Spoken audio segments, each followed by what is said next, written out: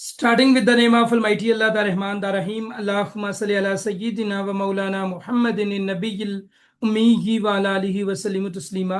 बेटा आज हम बायोलॉजी का पार्ट 7 डिस्कस करेंगे और इसमें हम जेनेटिक्स को डिस्कस करेंगे, बायोटेक्नोलॉजी और इकोलॉजी के लिहाज से जो एमसीक्यूज आपके पेपर में आ सकते हैं उन एमसीक्यूज को डिस्कस करेंगे। But first of all, if you want to join our paid classes then make an contact on our official number 0306689220 okay. So बेटा यहाँ पे एक बड़ा ही इंपॉर्टेंट क्वेश्चन आपसे मुझे करना है, या आप ये समझ लें बड़ी ही इंपॉर्टेंट बात बतानी है। वो बात क्या है? बहुत सारे यूट्यूबर्स ऐसे हैं, मैं उनको यूट्यूबर्स ही कहूंगा, इंस्ट्रक्टर्स नहीं कहूंगा, जो पैसों के लिए आपके साथ झूठ बोलते हैं। पहला चीज, बहुत सारे यूट्यूबर्स ऐसे हैं जिन्होंने 17 अगस्त का एक्सपीरियंस शेयर किया हुआ ग्रुप में।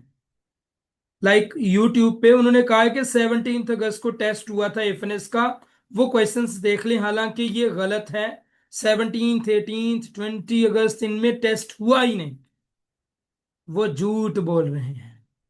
ठीक है, सो आपने वो एक्सपीरियंस बिल्कुल भी नहीं देखने। और यहां से आपको एक चीज का आइडिया हो गया कि जिन्होंने 17 अगस्त का एक्सपीरियंस बनाया और ये बोला कि जी हमारे इतने स्टूडेंट्स पास हो गए और 17 अगस्त को हमारे इतने स्टूडेंट्स के इतने पास हो गए, ये क्वेश्चंस आए हैं, वो झूठ बोल रहे हैं। इट मींस जब एक्सपीरियंस ओरिजिनल वाले 27 से स्टार्ट होंगे तब भी वो आप लोगों से झूठ बोल सकते।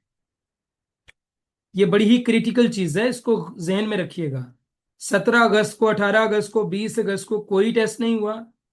टेस्ट ओरिजिनली 27 अगस्त से स्टार्ट होंगे और हम खुद उसका एक्सपीरियंस शेयर करेंगे। ओके, सो हमारा पहला क्वेश्चन बेटा आज के लिए, genetics is the branch of biology that deals with B.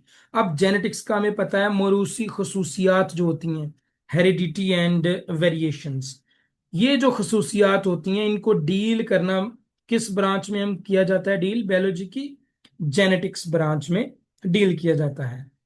Second question, the basic unit of heredity is called gene.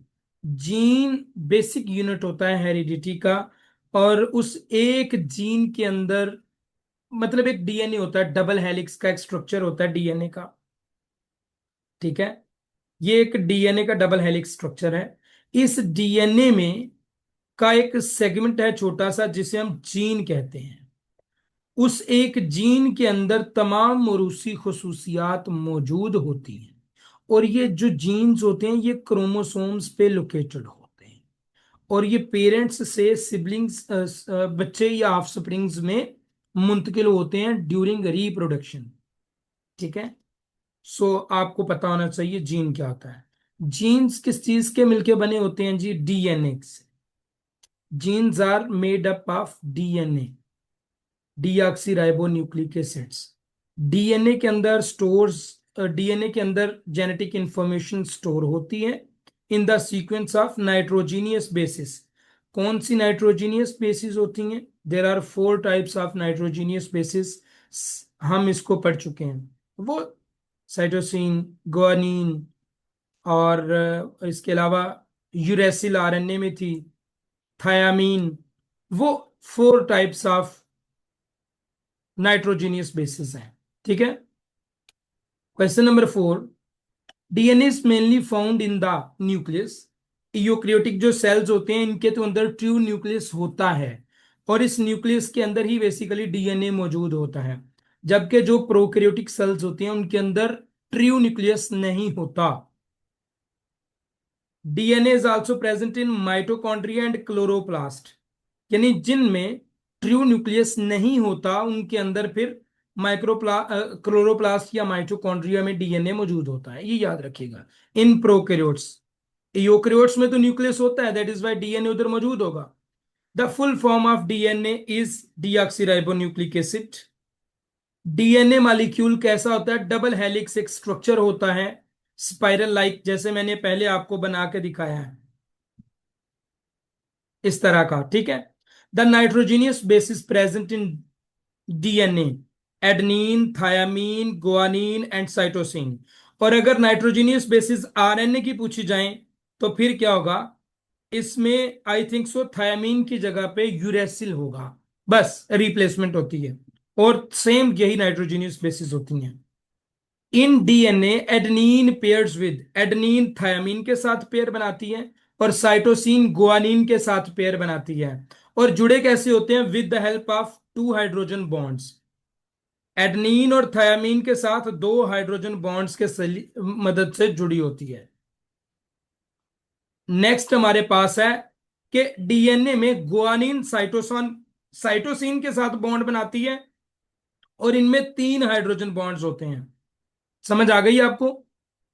अगर एडेनिन और थायमीन का बॉन्ड पूछा जाए तो दो हाइड्रोजन बॉन्ड्स होते हैं, जबकि गुआनिन और साइटोसिन के दरमियान तीन हाइड्रोजन बॉन्ड्स होते हैं। ये आपको क्लियर होना चाहिए। नेक्स्ट हमारे पास है the full form of RNA is, RNA की फुल फॉर्म क्या है, राइबो न्यूक्लिक एसिड इसकी फुल फॉर्म है, राइबो न्यूक्लिक एसिड। ठीक है। और ये प्रोटीन सिंथेसिस में इन्वॉल्व होता है, क्योंकि आपने एक पढ़ा होगा mRNA, messenger RNA.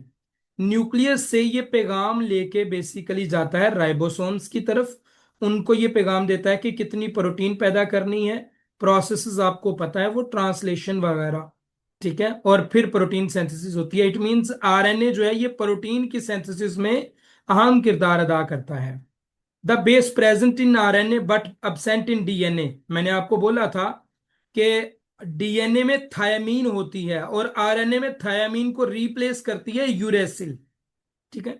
Chromosomes are made up of, chromosomes किस चीज के बने होते हैं, डीएनए एंड प्रोटीन्स के बने होते हैं बेटा। ह्यूमन बॉडी के अंदर कितने sales contain, how many chromosomes, 46 chromosomes. और पेपर में अक्सर जब ये क्वेश्चन पूछा जाता है तो वो कहते हैं 23 पेयर्स ऑफ क्रोमोसोम्स। अच्छा, एक मैं आप लोगों को असाइनमेंट देने जा रहा हूं, ऑटोसोम क्या होता है। यह आपने कमेंट बॉक्स में बताना होगा कि ऑटोसोम से क्या मुराद है। Human gametes contain 23 chromosomes. अब ये पेयर्स नहीं है, there are just 23 chromosomes. Human gametes क्या होते हैं, ह्यूमन गैमिट्स में मेल गैमिट्स होते हैं स्पर्म्स, फीमेल गैमिट्स होते हैं एग्स। जब फीमेल, अब दोनों में 23 क्रोमोसोम्स इधर है, 23 क्रोमोसोम्स इधर हैं। जब रिप्रोडक्शन होती है तो दोनों के दोनों गैमिट्स मिलते हैं, फ्यूजन होती है उनकी, तो दोनों के क्रोमोसोम्स मिलके 46 क्रोमोसोम्स बना देते हैं। इसलिए ह्यूमन सेल में 46 क्रोमोसोम्स हैं, गैमेट्स में 23 हैं। ठीक है। जब फर्टिलाइजेशन होती है, स्पर्म एग से कंबाइन होता है, तो डायप्लॉइड नंबर 46 क्रोमोसोम्स हो जाते हैं, यानी डबल हो जाते हैं chromosomes. The process by which DNA makes an exact copy of itself, it is called replication. बड़ा इंपॉर्टेंट प्रोसेस है। और ये बनती कब है, बिफोर सेल डिवीजन। रेप्लिकेशन कब होती है, बिफोर द सेल डिवीजन ये होती है। डीएनए एग्जैक्ट कॉपी तैयार करता है, ये रिप्रोडक्शन में अहम किरदार अदा करती है जो कॉपी होती है। The process of formation of RNA from DNA, DNA से आरएनए बनाने की जो प्रोसेस है इसको ट्रांसक्रिप्शन कहते हैं। इसकी नीचे देखें एग्जाम एक्सप्लेनेशन लाजमी पढ़ा करें। ट्रांसक्रिप्शन वो बेटा प्रोसेस है जिसमें, transcription is basically the process in which genetic information from DNA is copied into messenger RNA, mRNA। मैं ऊपर आपको पढ़ा क्या है।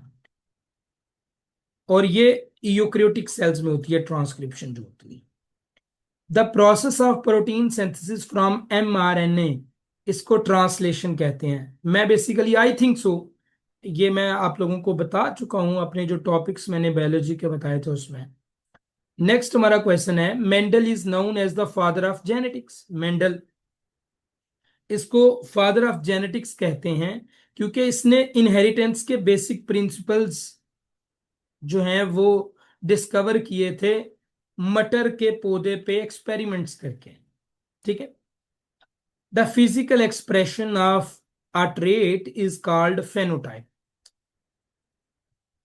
The genetic makeup of an organism is called genotype. Physical expressions phenotype होती हैं और जीन्स जो होती हैं वो जेनोटाइप होती हैं। जो फिजिकल अपीयरेंस होती है जिसमें कलर हो गया, ब्लड ग्रुप हो गया, आइज का कलर हो गया, ये सारी की सारी जो चीजें ये फेनोटाइप में आती हैं, क्योंकि ये फिजिकली नजर आती हैं। जेनोटाइप होती हैं जीन्स की जो विरासती खसूसियात होती हैं, जिसमें अगर हम देखें तो ये T R genotypes for plant height है। अगर हम जी जेनेटिक जेनोटाइप की बात करें तो क्या क्या चीजें हो सकती हैं, कुछ ट्रेड्स हमें वालदेन से मिलती हैं ना, वही ट्रेड्स बेसिकली जेनेटिक ट्रेड्स कहलाती हैं। बायोटेक्नोलॉजी, अच्छा इसकी कोई एग्जांपल आप जरूर दे दीजिएगा असाइनमेंट आपके, ठीक है, मेरे जहन से स्किप हो गई है। Biotechnology is the use of, पढ़ लेना। Genetic engineering involves, genetic engineering क्या होती है, हम अपना डिजायर्ड डीएनए यानी जो हमें ट्रेड्स चाहिए होती है ना, तो हम डीएनए में कुछ इंटरप्शंस करते हैं, मैनिपुलेशंस करते हैं और खुद कुछ लाइक उसमें ट्रेड्स दाखिल कर देते हैं, जीन्स को आल्टर करते हैं। इस अमल को बेटा डायरेक्ट मैनिपुलेशन ऑफ डीएनए या जेनेटिक इंजीनियरिंग कहते हैं। नेक्स्ट हमारे पास है recombinant DNA is formed by combining DNA from different sources. Plasmids are commonly used in biotechnology as vectors, इनको आप पढ़ लीजिएगा। और प्लाज्मिड्स क्या होते हैं, स्मॉल सर्कुलर डीएनए मॉलिक्यूल्स होते हैं जो कि बैक्टीरिया में पाए जाते हैं। नेक्स्ट हमारे पास है insulin is used by diabetic patients can be produced by genetically engineered bacteria. Ecology क्या होती है, इकोलॉजी होती है इकोसिस्टम से ऑर्गेनिजम्स का direct contact, interaction of organisms with their environment is basically called as ecology. यानी जो ऑर्गेनिजम्स रहते हैं दुनिया में, वो जो सराउंडिंग्स के साथ इंटरेक्शन होता है, एनवायरनमेंट के साथ इंटरेक्शन होता है, वो बेसिकली इकोलॉजी कहलाता है। इकोसिस्टम में क्या होता है, इकोसिस्टम में जितनी भी लिविंग थिंग्स हैं, नॉन लिविंग थिंग्स हैं, सबको मिला के हम कहते हैं ये एक इकोसिस्टम है। Producers in an ecosystem are mainly, producers जो हैं इकोसिस्टम के, वो मेनली ग्रीन प्लांट्स होते हैं जो अपनी खुराक खुद भी तैयार कर सकते हैं फोटोसिंथेसिस के जरिए। और इनमें ग्रीन प्लांट्स, एल्जे और बैक्टीरिया हैं, ये प्रोड्यूसर्स हैं। जबकि दूसरे जो जानदार होते हैं वो इन पे मुनहसर करते हैं खुराक के लिए। नेक्स्ट हमारे पास क्वेश्चन है, decomposers are important because they recycle nutrients.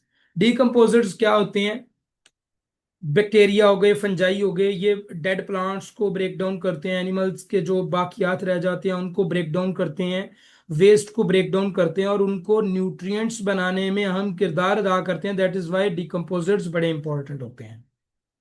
And the last question for today is the sequence of energy transfer from one organism to another. एक ऑर्गेनिज्म से दूसरे ऑर्गेनिज्म में जो एनर्जी ट्रांसफर होती है, इस सीक्वेंस को बेसिकली फूड चेन कहा जाता है। और फूड चेन हम ऑब्वियसली पढ़ चुके हैं अपनी किताबों में, आपको बेहतर पता होगा, इसको आप अच्छे से देख लीजिएगा। And if you want to join our classes बेटा कांटेक्ट करें इस नंबर पे, हमारा स्पेशल कोर्स अभी स्टार्ट है, you may can join. Thank you. Allah Hafiz. Assalamu alaikum.